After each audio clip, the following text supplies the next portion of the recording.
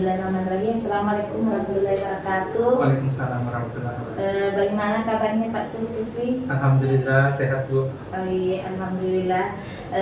Jadi hari ini kita akan melaksanakan pendampingan pertama pada hari Selasa 16 Juli 2024.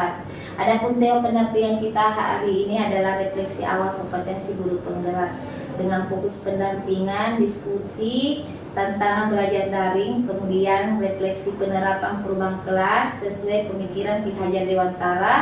Dan yang ketiga adalah diskusi pembuatan portofolio yang sebentar saya akan lihat kerangkanya. Kemudian yang keempat adalah diskusi peta posisi diri dan rencana pengembangan diri dalam kompetensi guru penggerak. Untuk bagian awal ini saya akan menanyakan tentang bagaimana proses yang sudah berjalan selama 1 bulan ini, selama pendidikan guru penggerak. Alhamdulillah prosesnya berjalan dengan lancar, tidak ada kendala. Dimulai dari pembukaan kemarin sampai sekarang, prosesnya berlangsung sangat menyenangkan. Dan banyak ilmu yang sudah saya dapat dari pendidikan ini selama kurang lebih 1 bulan. Jadi sudah banyak kolaborasi juga dengan teman-teman yang lain terkait bagaimana proses dalam menempuh pendidikan guru penggerak ini. Mungkin bisa diceritakan sedikit mengenai apa saja materi yang sudah dipelajari selama 1 bulan terakhir. Materi-materinya yang pertama yaitu di modul 1.1 itu kita belajar tentang filosofi pendidikan menurut pandangannya Ki Hajar Dewantara. Jadi di situ Ki Hajar Dewantara itu sangat menekankan pada pendidikan yang memerdekakan murid. Jadi pendidikan yang tidak menuntut tapi menuntun. Kemudian di modul 1.2 kita belajar tentang nilai-nilai guru penggerak, nilai-nilai dan perannya. Di situ kita belajar terkait nilai keberpihakan pada murid, kolaboratif, inovatif, kemudian belajar tentang peran-perannya menjadi coaching, kepemimpinan murid, terus terkait dengan bagaimana mengembangkan komunitas dalam lingkup sekolah ataupun dalam lingkup dunia keprofesian. Jadi bersyukur sekali selama 1 bulan ini dalam pendidikan guru penggerak Pak Ahmad sudah banyak menerima ilmu tentang apalagi mulai dari tadi filosofi Ki Hajar Dewantara dan mungkin bisa diterapkan di kelas. Sebentar yang kita diskusikan lebih lanjut tentang pengaplikasiannya di kelas. Saya apresiasi yang sangat tinggi kepada Pak Ahmad yang telah banyak mendapatkan pengetahuan selama 1 bulan ini. Selanjutnya Pak Ahmad mungkin bisa diceritakan sedikit bentuk apa dukungan dari ekosistem sekolah yang Pak Ahmad dapatkan. Dukungannya itu pertama dalam bentuk izin, kemudian dalam bentuk pelaksanaan kegiatan, kemudian kalau misalnya ada kegiatan yang kita lakukan di sekolah terkait dengan kegiatan guru penggerak, guru, kepala sekolah itu sangat mendukung. Kemudian saya juga banyak melakukan komunikasi ke siswa terkait dengan pelaksanaan aksi nyata yang sudah saya lakukan sebanyak 1 kali, dan yaitu untuk kedepannya insya Allah sekolah akan tetap terus mendukung saya sebagai calon guru penggerak. Oh iya, bersyukur sekali ya berada di lingkungan di mana di SMKN Pangkep ini teman-teman dan kepala sekolah sangat mendukung kegiatan pendidikan guru penggerak. Selanjutnya mungkin saya akan berbicara mengenai tindak lanjut hasil lokakarya orientasi. Yang pertama yang mau saya tanyakan, selama pembelajaran daring bersama 1 bulan ini bersama fasilitator, adakah kekhawatiran Bapak yang Bapak resahkan dan terjadi atau belum terjadi? Ya, saya kemarin menuliskan terkait dengan kekhawatiran saya pada Loketarian kemarin terkait dengan bagaimana alokasi waktu dari jam tugas sekolah dengan jam pendidikan guru penggerak. Karena kebetulan saya juga mengampu tugas tambahan di sekolah cukup banyak. Pertama kepala laboratorium, kemudian saya juga operator sekolah. Dan itu kekhawatiran saya Bu, bahwa bagaimana mengalokasikan waktu, karena terus terang pekerjaannya operator itu tidak tetap. Betul. Tidak tetap. Jadi kapanpun ada tugas, kapanpun ada permintaan data, kapanpun ada permintaan tugas, kita pasti mengirim dan kita pasti berangkat. Jadi itu salah satu kekhawatirannya, tapi alhamdulillah bisa di manage dengan baik. Oh ya, alhamdulillah. Jadi kemarin itu kekhawatirannya hanyalah masalah pembagian waktu ya. Oh iya. Selanjutnya Pak, apa saja harapan yang sudah terwujud setelah pembelajaran 1 bulan ini? Adakah harapan baru untuk pembelajaran 1 bulan ke depan? Pembelajarannya itu menurut saya selama 1 bulan ini itu pembelajarannya sangat menarik dan sudah banyak ilmu yang sudah saya dapat. Hanya harapannya mungkin ke depan lebih lengkap lagi mengupas tentang bagaimana sebenarnya istilah keberpihakan pada murid. Karena kalau misalnya berbicara keberpihakan pada murid, yang kesan yang ditampilkan itu adalah guru dituntut untuk berpihak pada murid. Akan tetapi kadang kita menemukan kendala, karena berpihak pada murid itu tidak serta-merta bisa diterapkan dengan gampang. Pasti ada kendalanya, baik itu kendala dari orang tua, kemudian kondisi sosial budaya masyarakatnya di sini bagaimana, kemudian bagaimana kondisi siswa itu sendiri. Jadi harapannya mudah-mudahan ke depan pembelajaran di guru penggerak ini bisa membantu saya dan mendukung saya untuk bisa menerapkan itu tadi filosofi pendidikan Hajar Dewantara dengan baik. Oke. Bentuk dukungan mungkin dari teman-teman tentang pembelajaran daring khususnya ekosistem sekolah itu. Pembelajaran daring ke siswa. Iya, maksudnya di sini adalah pembelajaran daringnya selama pembelajaran daring tak dengan perselatan. Oh iya, pembelajaran daringnya mungkin dukungannya teman-teman itu pertama sekolah itu 24 jam terbuka untuk dibantu kalau misalnya ada kendala di rumah. Itu sekolah siap mendukung. Kepala sekolah juga sudah mengizinkan bahwa apapun yang dibutuhkan silahkan dikomunikasikan ke sekolah. Jadi alhamdulillah sudah sangat baik. Iya, dia sangat bersyukur sekali Pak Ahmad berada di lingkungan SMKN 6 Pangkep bersama dengan ekosistem sekolah yang sangat mendukung Bapak dalam pendidikan guru penggerak. Karena seperti tadi kalau ada dibutuhkan, ada bentuknya izin, kemudian teman-teman juga mau membantu apapun itu kendala-kendalanya. Alhamdulillah sekali Pak. Selanjutnya saya akan tanyakan tentang terkait modul 1.1 dan modul 1.2 yang dimulai dengan pembelajaran mengenai filosofi pendidikan yang sudah Bapak pelajari. Apa perubahan yang dilakukan Bapak di ruang kelas agar selaras dengan pemikiran Ki Hajar Dewantara? Intinya perubahan yang saya lakukan yang pertama itu perubahan sudut pandang dalam menyikapi peserta didik.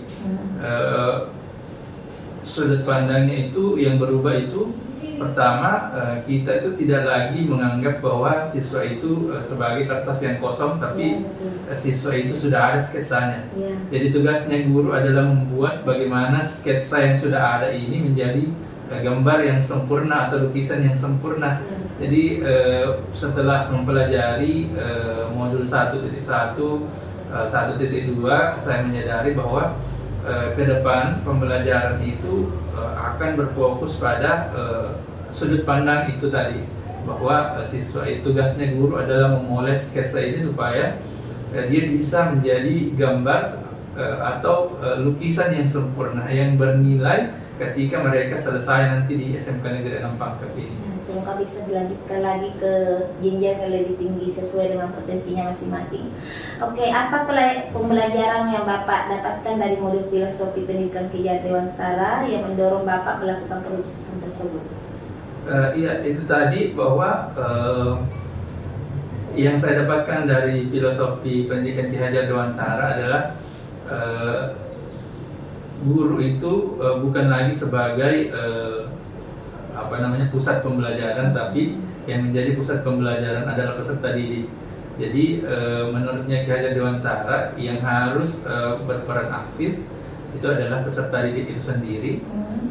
Kemudian guru bertugas mendampingi, menuntun anak-anak ini supaya dia bisa mencapai kompetensi yang sesuai dengan yang diinginkan, sesuai dengan yang dituntut oleh kurikulum Merdeka. Kemudian bagaimana guru itu dia harus mampu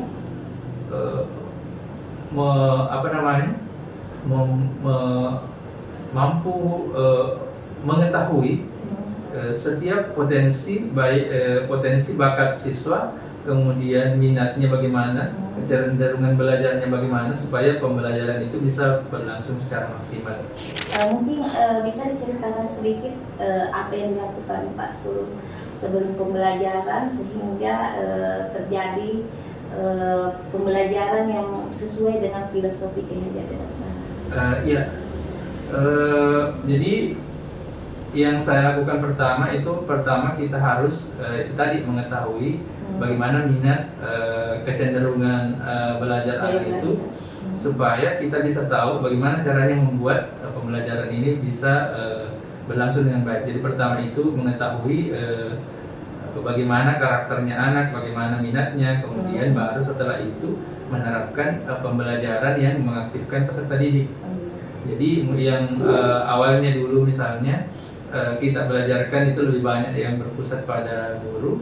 Nah sekarang untuk kedepannya ya harus pembelajaran dia setelah mengetahui kecenderungan belajarnya peserta didik, minatnya peserta didik, nanti akan diterapkan model pembelajaran aktif seperti project, problem based learning yang nantinya itu akan memacu peserta didik untuk bisa belajar dengan maksimal. Kemudian guru, baik itu guru dan siswa itu harus sering-sering melakukan refleksi, memandang kembali pembelajarannya. Jadi setelah belajar itu guru dan siswa itu harus sering-sering melakukan refleksi dari pembelajarannya.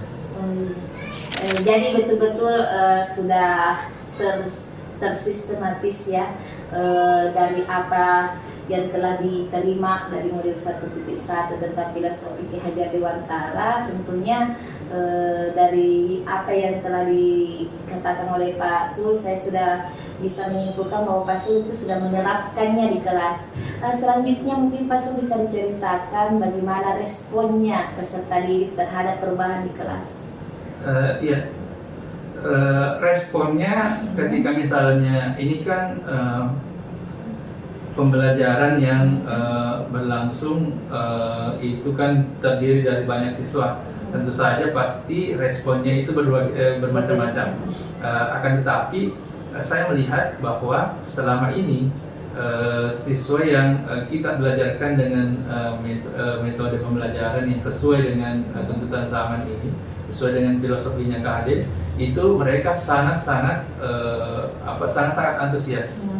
Sangat-sangat antusias karena ketika misalnya diberikan media pembelajaran yang interaktif, dikasih games yang mengaktifkan, yang membuat mereka aktif, itu mereka lebih suka dengan model pembelajaran seperti itu.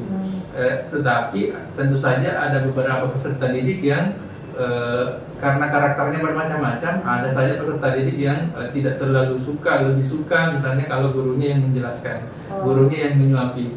Tapi sebagian besar peserta didik itu memang lebih senang dengan metode pembelajaran yang diberikan games dan lain-lain. Hanya saja itu tadi apa yang mereka inginkan, keaktifan yang mereka inginkan itu berbeda-beda. Ada yang mau praktik, ada yang lebih suka keluar.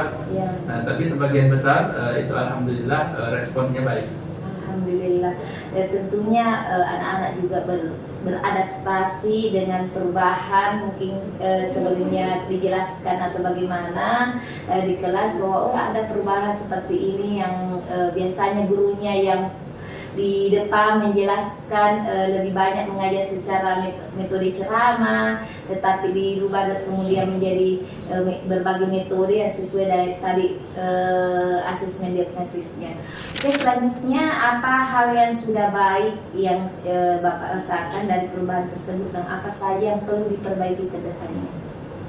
Jadi yang pertama, hal yang sudah baik, yang pertama itu ekosistem pembelajaran aktif yang harus dipertahankan itu sudah baik. Ya. Hanya itu tadi Bu, perlu adaptasi, perlu pembiasaan supaya bisa berlangsung secara maksimal. Kemudian yang perlu ditingkatkan mungkin bagaimana kolaborasi antar guru dengan guru, kolaborasi antar siswa dengan siswa, kemudian dengan atasan itu harus lebih baik lagi, karena kalau misalnya pembelajaran aktif itu hanya diterapkan oleh satu orang, pasti tidak akan pernah cepat terbiasa. Tapi kalau misalnya kolaborasi, semua guru, kemudian atasan juga menginstruksikan bahwa pokoknya pembelajaran harus aktif, maka proses adaptasi itu yang akan berlangsung secara cepat. Jadi itu tadi yang perlu ditingkatkan, kolaborasi. Kemudian Pak, terkait dengan aksi nyata di modul 1.1, adakah perubahan konkret yang telah dilakukan kelas? Apa yang sudah dituangkan dalam jurnal refleksi mingguan? Yang sudah dituangkan itu tadi perubahan, mulai dari perubahan perencanaan. Jadi perencanaan sekarang lebih banyak karena mata pelajaran saya IPAS, maka lebih banyak nanti dilakukan mini project yang perencanaan itu lebih banyak di mini project, kemudian berbasis masalah. Nah itu nanti yang lebih banyak, jadi berubah dari yang awalnya dominan guru menjelaskan, tetap ada proyeknya tapi dominan guru menjelaskan, nanti lebih banyak diberikan masalah. Kemudian pelaksanaannya mungkin nanti ke depan itu tadi lebih fokusnya adalah membiasakan anak-anak ini supaya dia bisa terbiasa dengan model pembelajaran yang sudah ada, yang sesuai dengan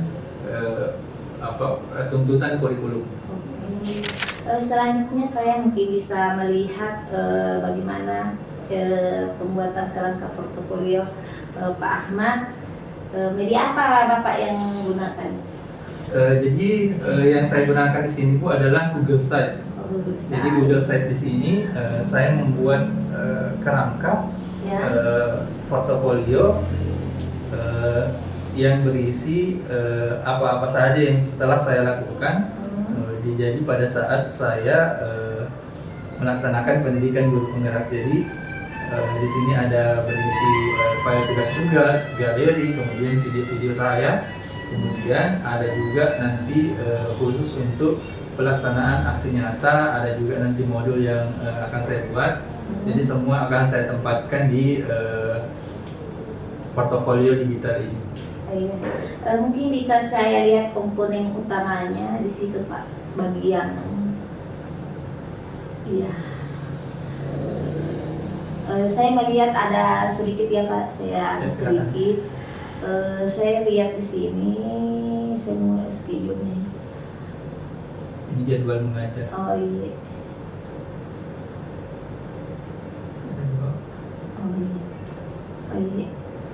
Mungkin bisa sedikit ini sebenarnya sudah bagus, tetapi ini kan sesuai dengan panduan apalagi komponen utama portofolio digital itu Pak harus ada seperti kalian artefaknya, kemudian seperti dikasih umpan balik, ada semua itu harus ada tentuan di sini Pak, menjadi bagian Siap. utama ya. Ya.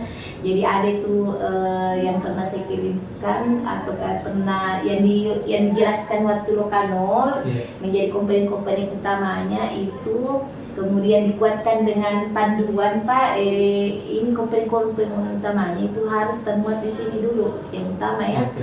Selanjutnya yang ini bisa menjadi tambahan, ini bisa jadi tambahan. Kemudian yang saya tadi kasih sempat saya refleksikan dengan Pak Akil di kemarin hari Senin itu sebaiknya ditambahkan pendampingan dan lokakarya kan, seperti pendampingan apa yang kita lakukan di pendampingan, apa kita lakukan di loka, kemudian subbagiannya lagi ditambahkan. Tidak mengapa ditambahkan seperti itu, tapi yang menjadi komponen utama harus ada di sesuai panduan. Iya, sesuai panduan yang ada di portofolio. Kalau yang seperti ini bagus lagi ditambahkan bank ajarnya, galerinya, dan schedule-nya, dan modul RPP-nya bagus. Karena ini kan ceritanya nanti bisa lagi dipelajari setelah pendidikan guru penggerak. Tidak apa-apa, tidak masalah. Tapi utamanya itu tadi komponen-komponen portofolionya yang harus ada menjadi item utama di situ. Dan item penambah tadi yang saya bilang tadi bagus juga kalau ditambahkan kayak pendampingan, lokakarya. Jadi dokumentasi kita nanti bisa menjadi bahan untuk di loka 7 nanti. Siap. Jadi itu saja ya. Kemudian jadi ingat itu harus sesuai dengan panduannya. Jadi bagian-bagiannya itu sudah, ya artinya saya lihat itu sudah bagus carata, sudah sesuai lewat Google Site, komponennya sudah ada, cuma belum lengkap sesuai panduan. Apalagi penyajian portofolionya sudah bagus, tampilannya sudah bagus, tinggal diperlengkap lagi lebih ke komponen utama seperti itu. Selanjutnya mungkin saya akan bergerak ke bagian keempat, itu tentang posisi diri dan rencana pengembangan diri dalam kompetensi guru penggerak. Terkait hal itu, kompetensi apa yang sudah baik? Kompetensi yang sudah baik itu tadi bagaimana proses belajarnya, proses belajar saya dari yang awalnya itu tidak terlalu berpihak pada murid menjadi sekarang mungkin lebih fokus untuk meningkatkan itu keberpihakan pada murid. Kemudian masalah kolaborasi yang perlu ditingkatkan. Kemudian apa lagi? Yang Bapak anggap sudah kompetensi ini saya sudah kuasai, sudah baik menurut saya, yang saya sebenarnya sudah mampu saya laksanakan. Terkait nilai guru penggerak ya? Terkait ya. Kalau saya mungkin yang sudah bagus itu poin pada inovasi pembelajaran. Jadi sudah bagus, sudah banyak platform yang saya gunakan. Ada juga yang pernah saya modifikasi dari yang lain. Kemudian yaitu media pembelajarannya sudah menurut saya sudah inovatif, sudah sesuai dengan apa yang diinginkan oleh tuntutan kurikulum. Dan sudah hanya perlu dikembangkan lagi supaya semakin baik. Oke. Tadi kan sudah dijelaskan mengenai kompetensi yang sudah baik. Kalau kompetensi yang perlu ditingkatkan yang lainnya, Pak, bisa dijelaskan? Kompetensi yang perlu yang perlu ditingkatkan yang lainnya. Saya rasa masih kurang di sini. Saya belum memiliki kompetensi itu. Saya mau tingkatkan lagi. Kompetensi apa saja? Yang pertama itu kolaborasi sih perlu ditingkatkan. Jadi kan pengampu mata pelajaran saya kan tidak cuma saya sendiri. Jadi ada beberapa guru lain yang mungkin perlu ditingkatkan. Bagaimana kita menyusun supaya seragam dalam artian kita bisa menjadikan pembelajaran yang itu tadi berpusat pada murid, berpihak pada murid supaya seragam, dan saya juga butuh masukan dan saran juga dari guru-guru lain, terutama guru yang dengan mapel yang sama itu mungkin yang perlu ditingkatkan tim kolaborasi. Adakah perubahan rencana ke depan untuk meningkatkan lagi kompetensi tadi seperti tadi? Kedepannya mungkin lebih banyak berdiskusi, kemudian meminta bantuan kepala sekolah untuk mewadahi diskusi-diskusi kolaboratif, bukan cuma terbatas pada mata pelajaran saya, tapi terutama kolaborasi antar guru mata pelajaran, karena kembali lagi tadi kalau misalnya cuma diterapkan oleh satu orang, maka tidak akan bisa maksimal, jadi harus kolaborasi semua. Oh iya betul, seperti yang telah dipaparkan dari awal, Bapak itu betul, kalau tidak ada apalagi meskipun ada dukungan tetapi tidak ditingkatkan kompetensinya, apalagi jadi kita mulai dari diri kita, oh yang ini kompetensi sudah baik, yang ini belum ditingkatkan. Jadi seperti tadi yang Pak Ahmad bilang, oh saya lebih ke inovasi, berarti kompetensi saya itu sudah bagus, mungkin bisa share lagi dengan teman-teman, dan sebaliknya dengan men-share itu terjadi kolaborasi yang apik, apa yang teman-teman yang mereka punya bisa berkolaborasi dengan Pak Ahmad, yang mungkin Pak Ahmad, oh bagian ini saya tidak mampu, ya seperti itu. Jadi kolaborasi adalah hal utama yang sebenarnya harus dimiliki siapapun itu, apalagi dalam suatu komunitas khususnya di dunia pendidikan. Baik sekali, apa saja yang telah Bapak tadi responkan tentang kompetensi yang sudah dimiliki dan kompetensi yang belumnya saya miliki, dan kemudian yang akan saya tingkatkan, dan bagus sekali bahwa sudah ada rencana untuk kedepannya bagaimana sehingga kompetensi yang tadinya yang Bapak anggap belum bisa maksimal bisa ditingkatkan lagi.